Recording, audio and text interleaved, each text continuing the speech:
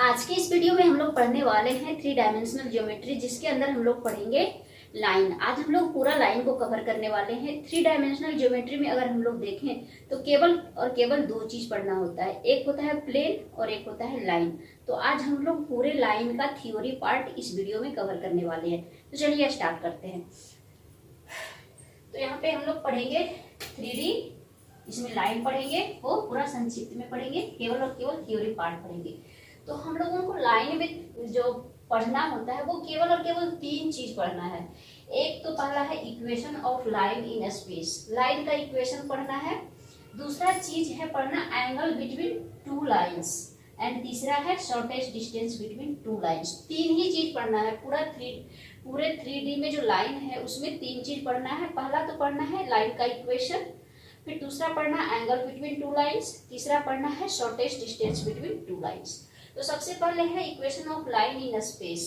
तो ये equation of line जो है वो उसका दो पार्ट है। पहला पार्ट है जब equation of a line through a given point and parallel to a given vector B.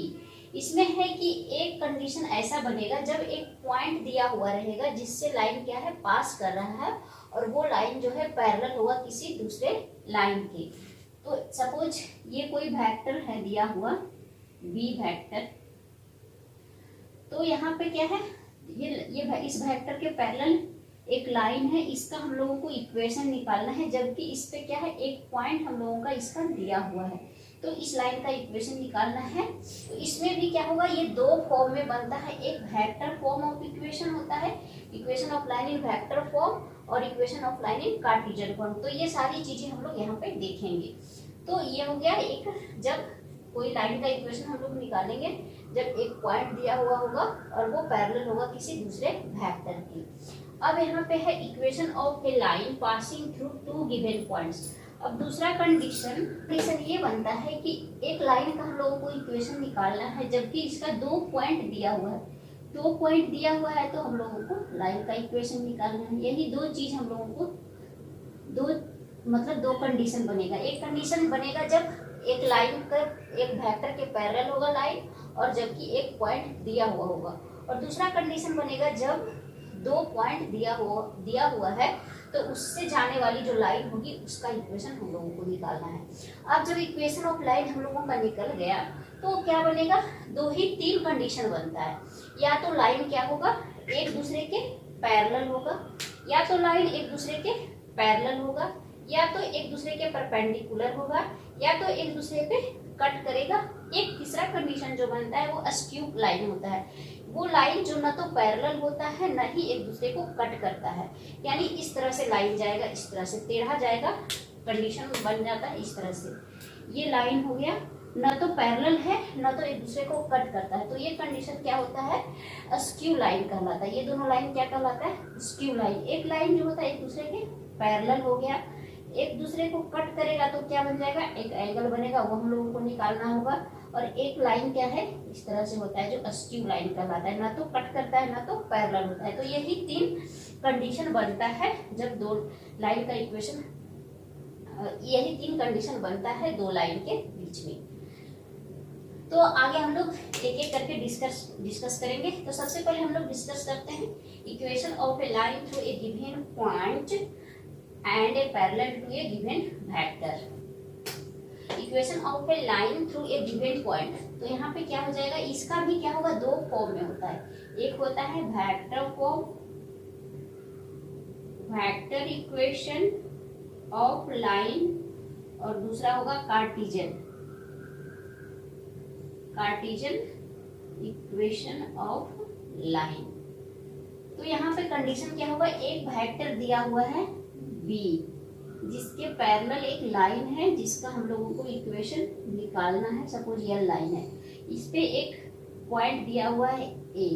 तो अब इसका वेक्टर इक्वेशन ऑफ लाइन क्या होगा, तो सिंपल क्या हो जाएगा, R vector equal to A vector plus lambda times B vector. ये हो जाएगा equation of line, vector equation of line. केवल ये याद रखना है, क्वेश्चन जब आपसे पूछा जाएगा बनाने के लिए तो सारा चीज दिया हुआ रहेगा easily. Where lambda belongs to any real number, कोई भी रियल नंबर बिलोंग करता है, कोई भी रियल नंबर हो सकता है। अब यहाँ पे है ए क्या है और मेरा बी क्या है। अब यहाँ से समझते हैं, बी वेक्टर तो मेरा ऑलरेडी दिया हुआ है, जो जिसके पैरेलल मेरा लाइन है। अब ये पॉइंट दिया हुआ है, तो इसका क्या होगा, वेक्टर फॉर्म में है तो हम लोगों को पोजीशन वेक्टर लेना होगा। तो ये क्या हो गया, ए वेक्टर हो गया, ओरिजिन के रिस्पेक्ट में लेंगे। तो ये क्या हो गया मेरा position vector of A with respect to O यानी ओरिजिन।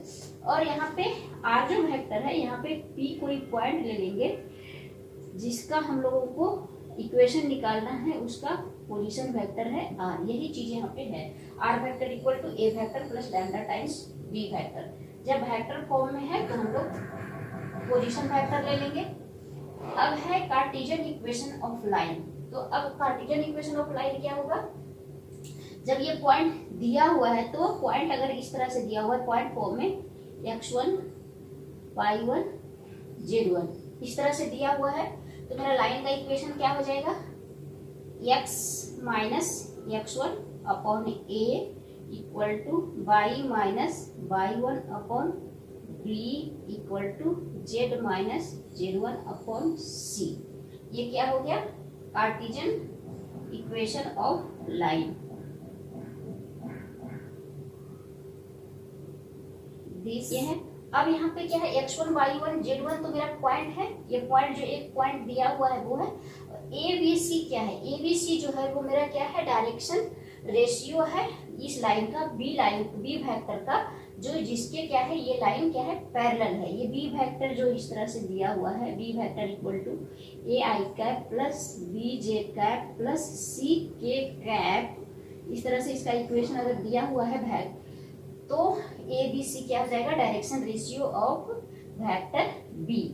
दिस बी, ये बी और ये बी क्या है, दोनों अलग है, तो ये हो गया B, A B C direction ratio of vector B.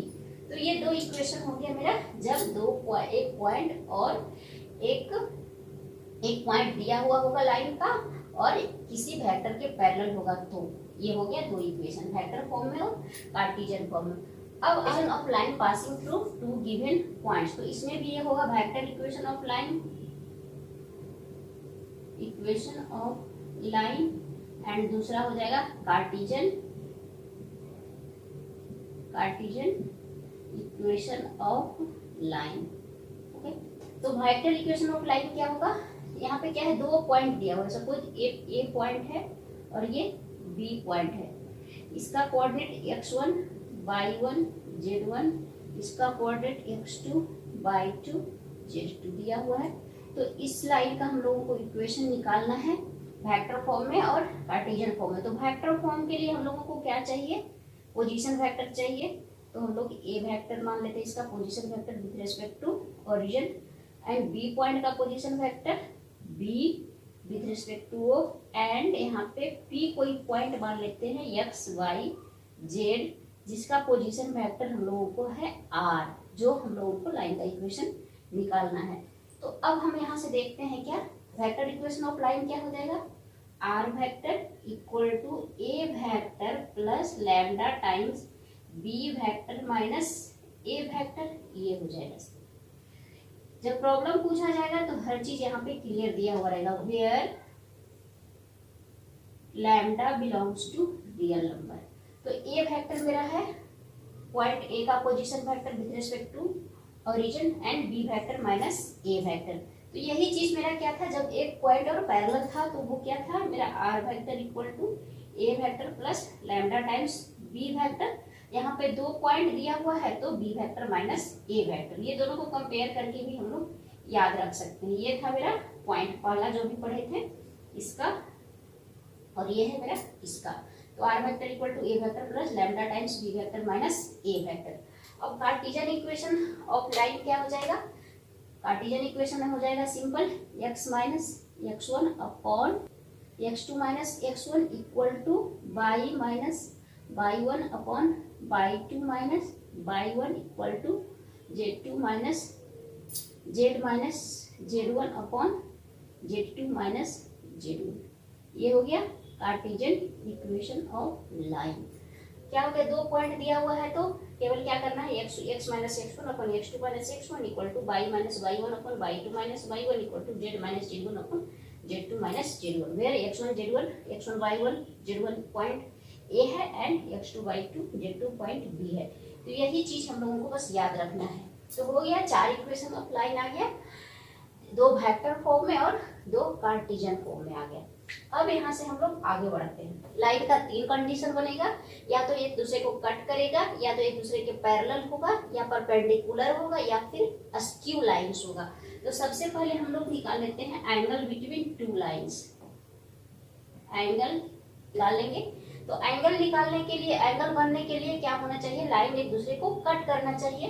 तो सपोज एक लाइन है, ये L1 है और ये L2 लाइन है, जो एक दूसरे को कट करता है और थीटा एंगल बनाता है। ओके, सपोज कट करता है।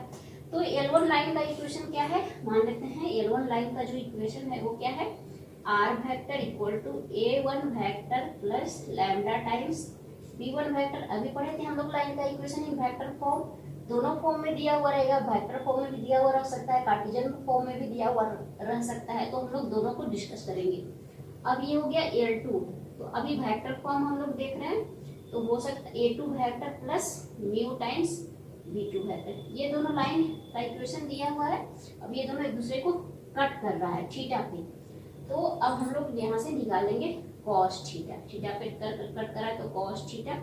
यहाँ हम लोग ए से लेना देना नहीं है, हम लोग आएंगे B1 एंड B2 से। थीटा मेरा क्या हो जाएगा, B1 vector dot B2 vector upon mod of B1 vector into mod of B2 vector का mod. This is the angle between 2 lines. जब एंगल हम लोगों को, मतलब लाइन का इक्वेशन वेक्टर फॉर्म में दिया हुआ है, तो अगर लाइन का इक्वेशन हम लोगों को कार्टेशियन फॉर्म में दिया हुआ है तो क्या होगा, हम लोग कॉस थीटा निकाल लेंगे। यहाँ से कॉस थीटा मेरा क्या हो जाएगा, सिंपल जो डायरेक्शन रेशियो है वो उसका यहाँ से यूज होगा, A1 A2 plus B1 B2 plus C1 C2 upon root under A1 square plus B1 square plus C1 square root under A2 square plus B2 square plus C2 square. यही है मेरा angle का formula. Line एक दूसरे के perpendicular भी cut कर सकता है या तो पैरेलल भी हो सकता है। तो अब जब लाइन परपेंडिकुलर कट करता है तो एंगल कितना बनाएगा, 90 degree. If perpendicular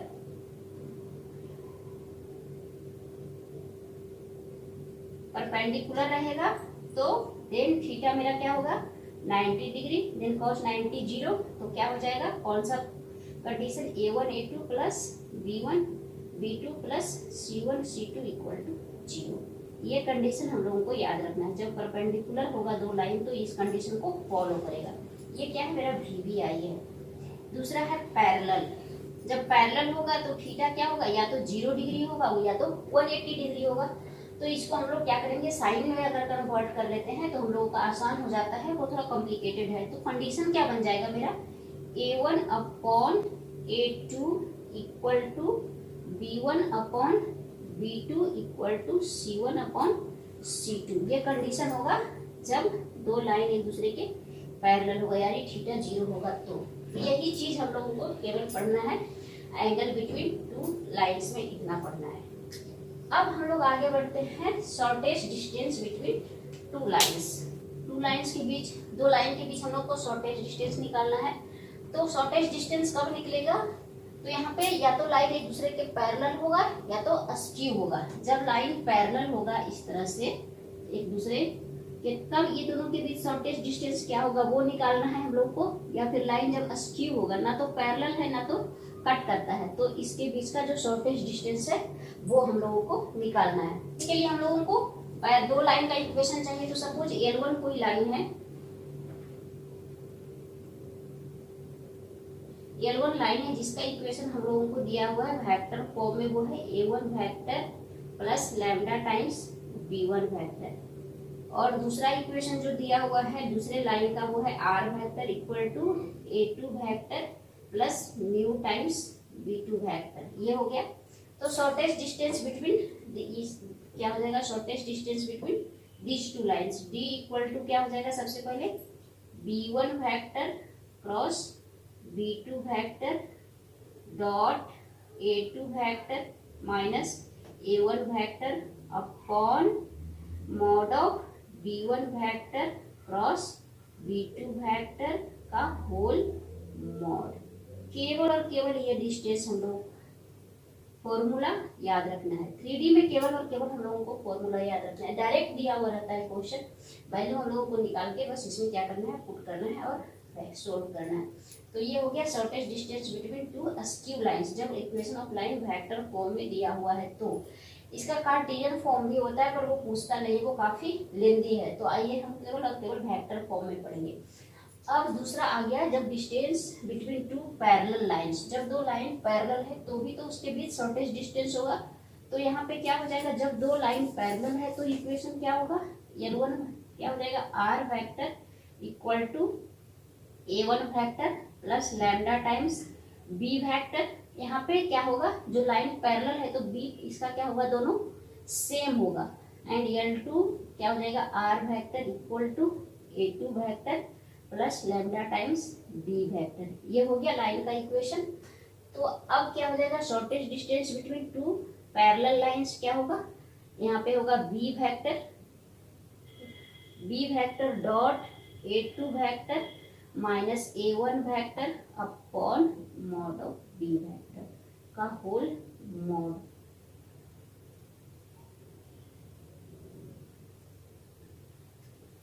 shortest distance दोनों को अगर हम लोग कंपेयर करते हैं तो इसमें क्या है, इसमें अस्क्यू लाइन्स है तो B1 और B2 अलग अलग है। यहाँ पे क्या है, B1 इक्वल टू B2 यानी B इसको हम लोग मान लिए हैं। तो यहाँ पे B1 क्रॉस B2 है, नीचे B1 क्रॉस B2 का मॉड है, यहाँ पे केवल और केवल B है, बाकी सारा चीज क्या है, सेम है। तो इसको हम लोग इस तरह से याद कर रख सकते हैं। तो ये था शॉर्ट में हम लोगों का लाइन। तो लाइन में हम लोग अगर देखें तो केवल और केवल हम लोगों को 8 से 10 फॉर्मूला याद रखना है और बाकी सारा प्रॉब्लम हम लोगों का सोल्व हो जाएगा। तो ये था, तो आज के वीडियो में बस इतना ही। तो आशा करते हैं कि ये वीडियो आपको अच्छा लगा होगा। अगर वीडियो अच्छा लगा हो तो वीडियो को लाइक कर दीजिए, चैनल पे नए हैं तो चैनल को सब्सक्राइब जरूर कर लें।